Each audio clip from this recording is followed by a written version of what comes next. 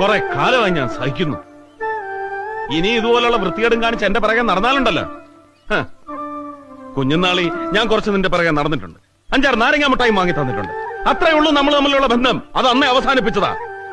എടി എന്ത് ധൈര്യത്തിലാ നീ എവിടെ എടി എന്ത് ധൈര്യത്തിലാ നീ KDN കമ്പനിയുടെ അപ്പോയിന്റ്മെന്റിൽ പ്രേമലേഖനം എഴുതിയത്?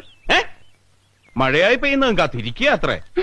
മഴയായിട്ടല്ല, നിന്റെ തലമണ്ടയിൽ ഇടുത്തിയായിട്ടായിരിക്കും വീഴുന്നത്. മനസ്സിലായടി? അന്ന വേഴാമ്പലേ.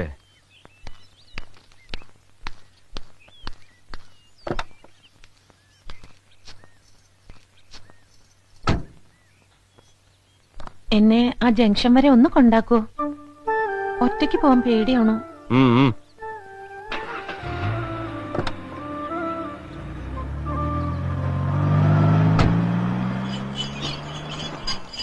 കണ്ണേട്ട വണ്ടി ഒന്ന് നിർത്തുവോ? നാരായണ, ഓ മിഠായി.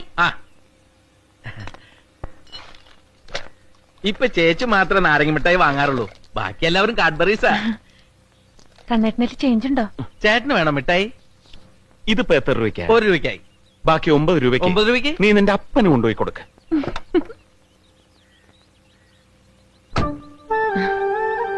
ഇതിനു വേണ്ടി ഞാൻ കൂടെ വന്നത്.